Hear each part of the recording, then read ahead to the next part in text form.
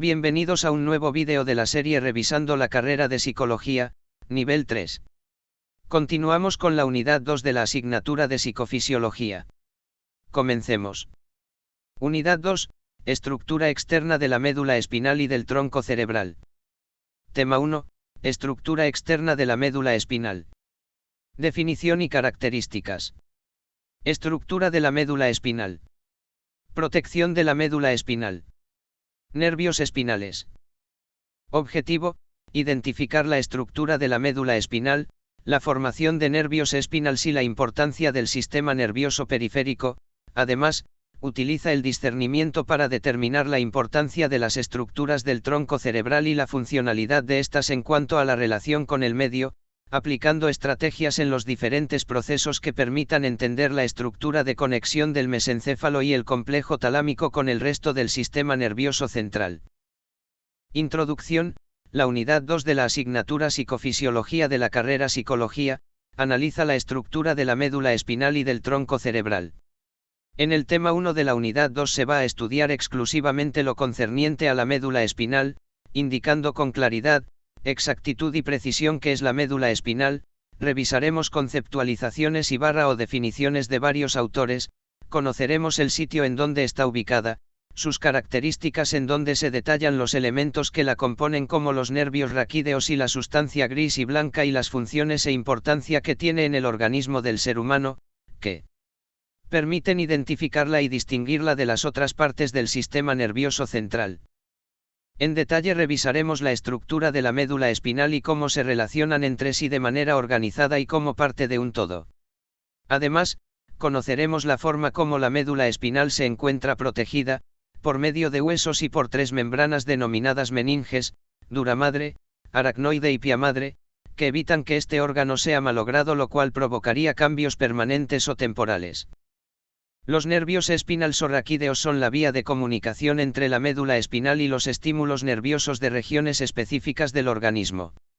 Los nervios espinales salen de la médula espinal a través de orificios entre las vértebras de la columna vertebral. Cada nervio espinal se une a la médula espinal por medio de dos ramas, la raíz dorsal y la raíz ventral. La médula espinal es la que conecta al organismo con el sistema nervioso central pasando por ella gran cantidad de fibras nerviosas. Es una de las partes importantes del sistema nervioso central que empieza en el bulbo raquídeo y termina en la región lumbar, de forma cilíndrica y asimétrica, pero que se encuentra protegida por la columna vertebral, de las meninges y el líquido cefalorraquídeo, que impiden que ésta pueda ser dañada por agentes externos. Subtema I, definición y características. La médula espinal es un tejido nervioso, blando, gelatinoso que se conecta desde la parte inferior del encéfalo y está rodeado por la columna vertebral. La médula espinal forma parte del sistema nervioso central y está compuesta por los nervios raquídeos y la sustancia gris y blanca, de las cuales hablaremos en el siguiente subtema. Son 31 pares de nervios raquídeos que están en la médula espinal, uno a la derecha y otro a la izquierda, se dirigen a la piel y los músculos. Estos nervios raquídeos permiten la comunicación entre el encéfalo y el cuerpo. Los nervios raquídeos o nervios espinales también se les denominan nervios mixtos ya que contienen axones sensoriales y mixtos, los cuales están fuera de la médula espinal. Los axones sensoriales entran al ganglio de la raíz dorsal y luego entra a la médula espinal, mientras que los axones mixtos van a las raíces ventral y seil de la médula espinal antes de unirse a los axones sensoriales. El canal central de la médula espinal se transmite hasta el foramen magno. Hace más de 5000 años los médicos del antiguo Egipto consideraban el corazón como el órgano donde se asienta el alma y el depósito de los recuerdos y por ello desechaban todo lo que había en el cerebro, por lo que al morir una persona vaciaban el mismo. Además, menciona que ya en los siglos XVII y XVIII los científicos comenzaron a ver más de cerca la sustancia del cerebro y que, para finales del siglo XVIII, reconocen que el sistema nervioso tiene una división central, conformada por el cerebro, la médula espinal, y una división periférica, red de nervios a lo largo del cuerpo. La médula espinal es una estructura que tiene forma cónica y alargada, su grosor es del tamaño del dedo meñique. También agrega que su función principal en distribuir las fibras motoras a los órganos efectores del organismo y recoger la somatosensitiva para transmitirla al encéfalo. La médula espinal tiene forma cilíndrica, es aplanada en su cara anterior y ocupa desde el bulbo raquídeo hasta el borde superior de la segunda vértebra lumbar. Al ir bajando por la médula espinal, casi al terminar, tiene forma cónica, es el cono medular, y finaliza con unas ramificaciones que se denominan cola de caballo, que es conjunto de raíces sensoriales y motoras. Los dos brazos dorsales de la sustancia gris se denominan astas dorsales y los dos brazos ventrales se denominan astas ventrales. Características. Algunas de las características de la médula espinal son: forma. La médula espinal se caracteriza por su configuración cilíndrica y alargada, pero destacándose un aplanamiento en la zona posterior. Dimensiones. El largo de la médula espinal oscila entre los 42 y los 45 centímetros, en tanto que presenta un diámetro de 2 centímetros, que se incrementa en las regiones cervical y lumbar y disminuye considerablemente en su vértice inferior. Límites. El límite superior de la médula espinal se establece en el lugar donde se continúa con el bulbo raquídeo. El límite inferior corresponde al vértice del cono medular. En el adulto, este extremo se encuentra a nivel del disco intervertebra L entre la primera y segunda vértebra lumbar. Partes. La médula espinal se divide en 4 regiones principales: cervical, torácica, lumbar y sacra. Funciones. La importancia de esta parte del sistema nervioso central está fuera de toda duda. Solo hace falta observar los efectos que tienen daños en esta zona para comprender que se trata de una sección fundamental para el funcionamiento habitual. Y es que la médula espinal es más que el canal a través del cual el cerebro se comunica con el resto del cuerpo, también puede realizar ciertas actividades automatizadas, como por ejemplo los arcos reflejos, en los que pasa muy poco tiempo entre la captación de un estímulo y la emisión de una reacción motora, dado que este proceso no pasa por el cerebro, como veremos. De manera resumida, las principales funciones que hacen de esta sección del sistema nervioso tan relevantes son las siguientes. Transmisión de la información sensorial y motora. La médula espinal es el núcleo de relevo de las neuronas y fibras nerviosas presentes en la mayor parte del cuerpo. Esto quiere decir que tanto cuando el cerebro da la orden de que se realice una acción, por ejemplo, dar una patada a un balón, como cuando una parte de nuestro cuerpo percibe algún estímulo, una caricia en el brazo, la información pasa primero a la médula, que enviará la información a los músculos o al cerebro para que lo procese. Así, la médula espinal actúa como un ascensor para la información aferente y la información eferente. Procesamiento de la información. Si bien es en el cerebro donde la estimulación se hace consciente, la médula hace un rápido juicio de la situación con el fin de determinar si únicamente enviar la información al cerebro o provocar una actuación de emergencia incluso antes de que llegue. Así pues, en lo relativo a los procesos mentales, permite la aparición de un tipo de atajos en los que la información no tiene por qué esperar a ser procesada por instancias superiores para generar una respuesta. Reacción inmediata, reflejos. Como acabamos de ver, en ocasiones la médula espinal produce por sí misma una actuación sin que la información haya sido aún transmitida al cerebro. Estas actuaciones son lo que conocemos como reflejos. Para ejemplificar podemos pensar en poner una mano en el fuego de forma accidental. La mano es retirada de forma inmediata, no planificada y sin que haya pasado aún la información al cerebro. La función de los reflejos es clara: ofrecer una reacción rápida ante situaciones potencialmente peligrosas. Como la información sensorial ya produce una respuesta al llegar a la médula espinal, sin tener que esperar a ser captada por el cerebro, se gana tiempo, algo muy valioso en caso de ataque de un animal o cuando se puede recibir heridas por caída o por quemaduras. De esta manera, se realizan acciones programadas en el diseño de la médula espinal, y que siempre son ejecutadas de la misma manera. Sin embargo, en el caso de los bebés también existen reflejos que se van perdiendo durante los primeros meses después del nacimiento y cuya función básica no es siempre reaccionar rápidamente, sino realizar actos que favorecen la supervivencia, como por ejemplo succionar leche materna. En este caso hablamos de reflejos primitivos, cuya ausencia puede ser signo de enfermedad. Subtema 2. Estructura de la médula espinal. La médula espinal se compone de 31 niveles, 8 cervicales, 12 torácicos, 5 lumbares, 5 sacros y 1 coccígea. Los axones se unen a la médula espinal a través de las raíces dorsal o ventral. En un corte transversal de la médula espinal se observa que está formada por una sustancia gris central en forma de mariposa, compuesta por grupos de neuronas, y una capa de sustancia blanca que la rodea, formada por fascículos de fibras mielínicas. La sustancia blanca. La sustancia blanca de la médula espinal, es decir, aquella parte que constituye la parte externa de la médula espinal y está compuesta por axones de neuronas cuyos cuerpos se encuentran bien en los ganglios sensitivos dorsales, bien en las astas anteriores motoras, bien en núcleos de asociación medular, o bien en el encéfalo. Es de color blanco por la vaina de mielina que recubre los axones de estas neuronas, conductoras de impulsos ascendentes sensitivos, hacia el encéfalo, o descendentes motores, hacia los órganos. La sustancia gris. La sustancia gris de la médula espinal, es decir, aquella parte que constituye la parte central de la médula espinal y está formada por los somas o cuerpos neuronales, dendritas, axones y células gliales. Es interesante reseñar que la sustancia gris de la médula espinal tiene una forma que recuerda las alas desplegadas de una mariposa, con 4 prolongaciones o astas. Las astas anteriores son cortas, las posteriores son más largas. En la sustancia gris se efectúan las conexiones entre las neuronas sensitivas y motoras por medio de las neuronas intercalares. La asta anterior de la sustancia gris tiene función motora, mientras que la asta posterior tiene función sensitiva. En el interior de la sustancia gris se encuentra el epéndimo, un canal que la recorre y que contiene líquido cefalorraquídeo. Subtema 3. Protección de la médula espinal.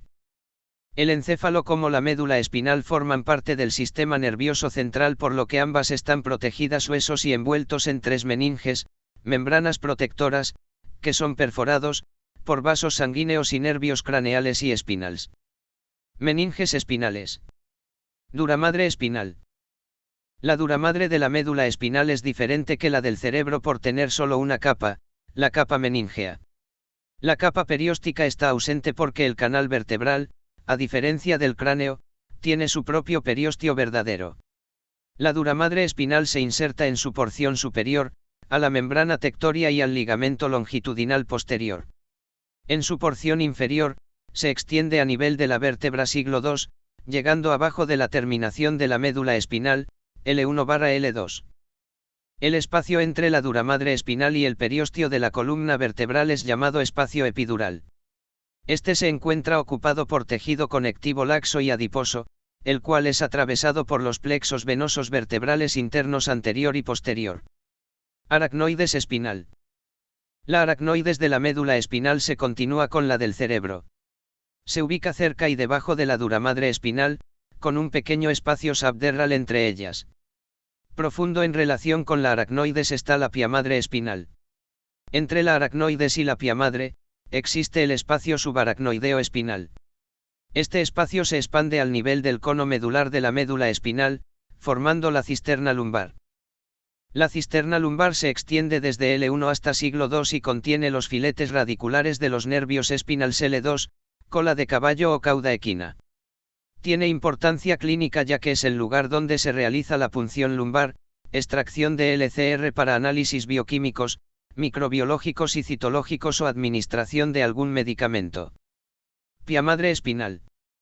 La piamadre espinal se continúa con la piamadre craneal a nivel del foramen magno, occipital. Envuelve la médula espinal, e incluye un plexo vascular para el tejido de la médula espinal. Desde el vértice del cono medular, la piamadre proporciona una proyección fibrosa llamada filum terminal. El filum terminal se extiende alrededor de 20 centímetros hacia abajo y se fija al periósteo de la primera vértebra coccígea. Comenzando a nivel del foramen magno hasta el nivel de la vértebra T12, la piamadre espinal muestra 21 pares de proyecciones de ligamentos laterales, que pasan a través de la aracnoides y se adhieren a la duramadre espinal. Estas proyecciones son llamadas ligamentos dentados. Cada par de estos está localizado a medio camino entre los pares sucesivos de los nervios espinales. Su función es ubicar y mantener a la médula espinal en su posición. Patologías de la médula espinal. La médula espinal es la parte del sistema nervioso que transmite mensajes desde y hasta el cerebro. Se encuentra dentro de las vértebras, que son los discos óseos que forman la columna vertebral. Normalmente, las vértebras protegen la médula espinal. Cuando eso no ocurre, puede ocurrir una lesión de la médula espinal. Además de las lesiones, en la médula espinal pueden aparecer tumores, infecciones como la meningitis y poliomielitis, enfermedades inflamatorias, enfermedades autoinmunes, enfermedades degenerativas, tales como la esclerosis lateral amiotrófica y atrofia muscular espinal. Los síntomas varían, pero pueden incluir dolor, entumecimiento, pérdida de la sensación de debilidad muscular. Estos síntomas pueden ocurrir alrededor de la médula espinal y también en otras áreas, como en los brazos y las piernas. Los tratamientos varían, pero con frecuencia incluyen tratamientos farmacológicos y cirugía. Subtema 4. Nervios espinales. El nervio espinal forma parte del sistema nervioso periférico y nace de la unión de las raíces dorsales y ventrales de la médula espinal. Los cuerpos celulares dan origen a los axones transportadores de información somatosensitiva a la médula espinal que están situados en los ganglios de las raíces dorsales y dan origen a la raíz ventral situada en la sustancia gris de la médula espinal. Los nervios espinal-sorraquídeos son la vía de comunicación entre la médula espinal y los estímulos nerviosos de regiones específicas del organismo. Cada nervio espinal se relaciona con un segmento de la médula mediante dos haces de axones llamados raíces. Además, reseña que los nervios espinal se designan y enumeran según la región y el nivel donde están en la columna vertebral. Los nervios cervicales se identifican del C1 al C8, los torácicos del T1 al T12, los lumbares del L1 al L5, además de los sacros y coccígeos. La médula espinal se comunica con el cuerpo mediante los nervios espinales. Los nervios espinal salen de la médula espinal a través de orificios entre las vértebras de la columna vertebral. Cada nervio espinal se une a la médula espinal por medio de dos ramas, la raíz dorsal y la raíz ventral. Los nervios espinales y los segmentos de la médula espinal asociados llevan los nombres de las vértebras. 8 nervios cervicales se asocian a 7 vértebras cervicales. La médula espinal del ser humano adulto finaliza al nivel de la primera o la segunda vértebra lumbar. Esta disparidad se origina porque la médula espinal no crece después del nacimiento, mientras que la columna vertebral sí lo hace. Los haces de los nervios espinales que realizan el trayecto a través de la columna vertebral lumbar y sacra se denominan cauda equina o cola de caballo. A través de los nervios espinales, los axones somatosensoriales que vienen de la piel, músculos u órganos internos ingresan al sistema nervioso central. Por ejemplo, los receptores que están en la cara y en la cabeza entran por el quinto nervio del cráneo. Anatomía de los nervios espinales. Cada nervio espinal es un nervio mixto, formado por la combinación de fibras nerviosas de sus raíces dorsales y ventrales. Las raíces nerviosas discurren desde cada segmento medular hasta el agujero de conjunción correspondiente para formar el nervio periférico. Las raíces dorsales recogen la información sensitiva. Las raíces ventrales son motoras. Las raíces se unen para formar el nervio espinal o raquídeo mixto, que a su vez emite 4 ramos: meningeo, comunicante, posterior y anterior. Los ramos meningeos inervan meninges espinales. Los ramos comunicantes establecen conexión con los ganglios simpáticos del tronco simpático. Los ramos posteriores inervan los músculos profundos del dorso del tronco y la piel de esta región. Los ramos anteriores inervan los músculos y la piel del resto del tronco y de los miembros. Tema 2. Estructura externa del tronco cerebral. Definición y características del tronco cerebral. Estructura externa del mesencéfalo. Estructura externa de la protuberancia anular. Estructura externa del bulbo raquídeo. Objetivo: identificar la estructura de la médula espinal, la formación de nervios espinales y la importancia del sistema nervioso periférico.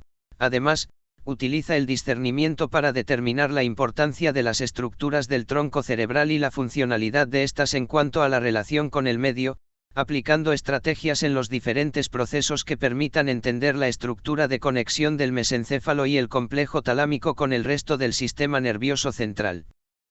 En el presente tratado se ilustra exclusivamente lo concerniente al tronco cerebral, indicando con claridad, exactitud y precisión el sitio en donde está ubicado, los elementos que la componen y las características, posteriormente se va a estudiar la estructura de cada una de sus partes que lo integran, como son, el bulbo raquídeo, la protuberancia anular y el cerebelo. En detalle revisaremos los elementos y las características del tronco cerebral y cómo se relacionan entre sí de manera organizada y como parte de un todo para contribuir al funcionamiento del sistema nervioso central.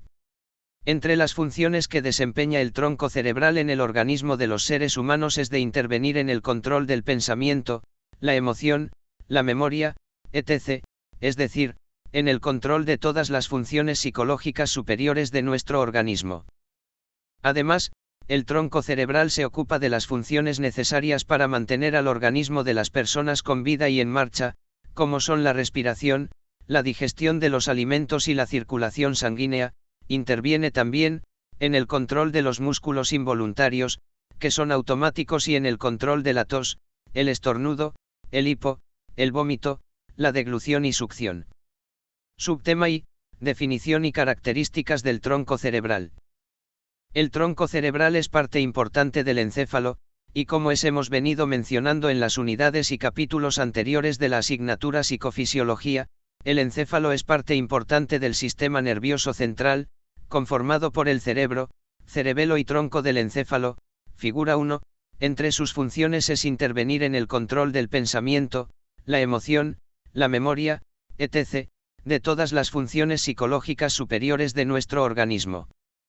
El tronco cerebral se localiza delante del cerebelo, detrás de la lámina basilar del hueso occipital y debajo de los hemisferios cerebrales.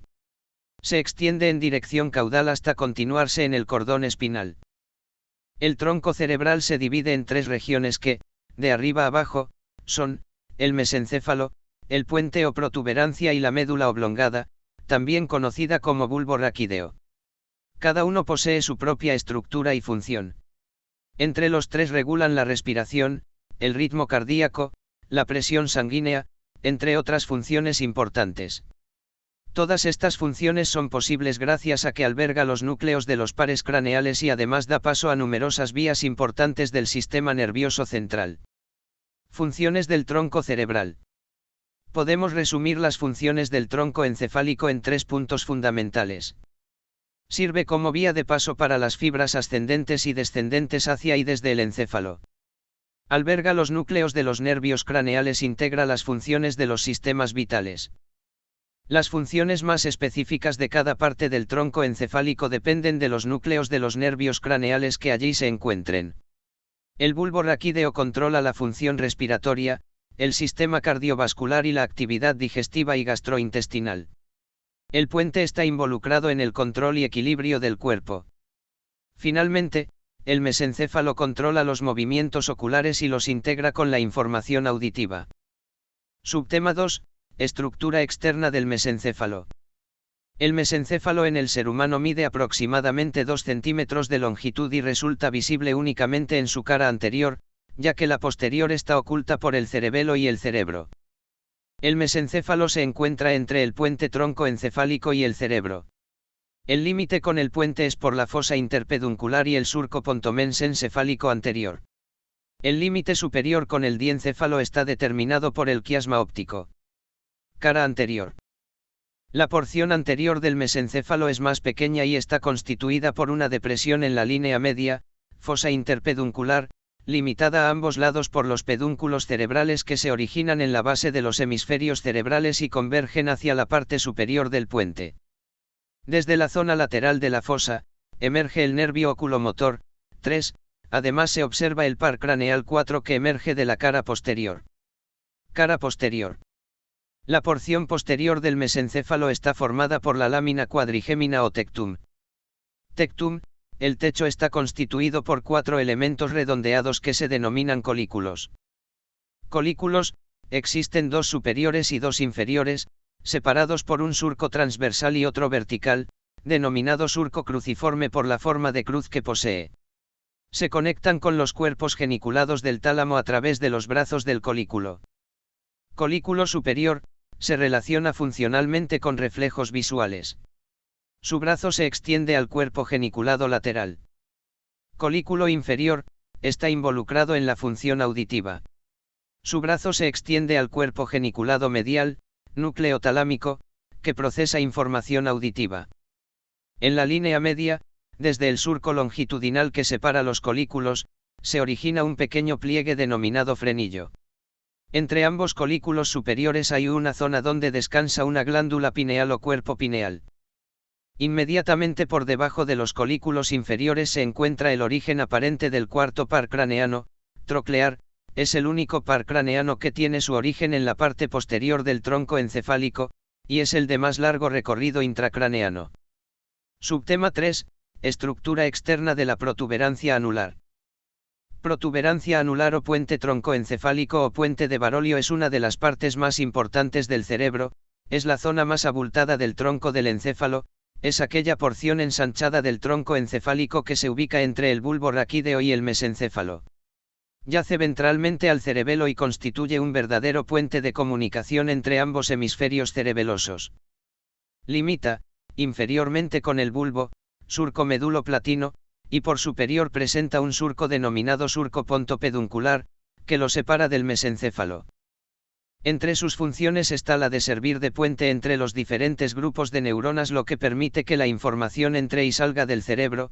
También trabaja con el cerebelo y otras estructuras en la coordinación motora. Podemos mantenernos erguidos, su función es relevante ya que sin ella no se regula la temperatura y los latidos del corazón e incluso regula los estados de conciencia. Cara anterior. La superficie anterior del puente tiene forma convexa y presenta una serie de estrías transversales que conforman casi la totalidad de esta estructura. Tiene en su parte media un pequeño surco llamado surco basilar, que corresponde al lugar por donde transcurre la arteria basilar. A ambos lados del surco basilar hay dos salientes llamados rodetes piramidales, que corresponden a fibras motoras que van descendiendo a este nivel. Lateralmente a los rodetes, se encuentra el origen aparente del V-par craneano, trigémino. El trigémino nace en forma de dos raíces, una que tiene alrededor de 30 a 40 fascículos sensitivos, raíz gruesa, otra raíz pequeña con alrededor de 7 a 10 fascículos, raíz ventral o motora. A ambos lados del surco basilar en el área inferior sobre el surco bulbo pontino o pontino inferior, surco limitante entre el bulbo y la protuberancia, se evidencia el origen de los pares craneales B, 7 y 8, desde el área interna al área externa de la protuberancia. El par 8 tiene como origen aparente la fosita lateral o supraolivar. Cara posterior. La superficie es convexa y muestra muchas fibras transversales. Estas fibras convergen a cada lado del puente para constituir los pedúnculos cerebelosos, por lo tanto, estas estructuras forman un puente entre ambos lados del cerebelo. La superficie posterior está oculta por el cerebelo con el que forma la parte superior del cuarto ventrículo. Retirado el cerebelo se puede observar que forma la mitad superior del piso del cuarto ventrículo. En mitad se aprecia el surco medio y a ambos lados se encuentran dos elevaciones alargadas que reciben el nombre de eminencia media y colícuo facial en la parte inferior. Estas estructuras constituyen lateralmente el surco limitante y contienen núcleos motores como el facial y sus fibras nerviosas. Subtema 4, estructura externa del bulbo raquídeo. La médula oblongada o bulbo raquídeo está localizada entre el puente y el cordón espinal. Cara anterior. Se puede considerar como una extensión de la médula espinal por el número significativo de tractos que comparten.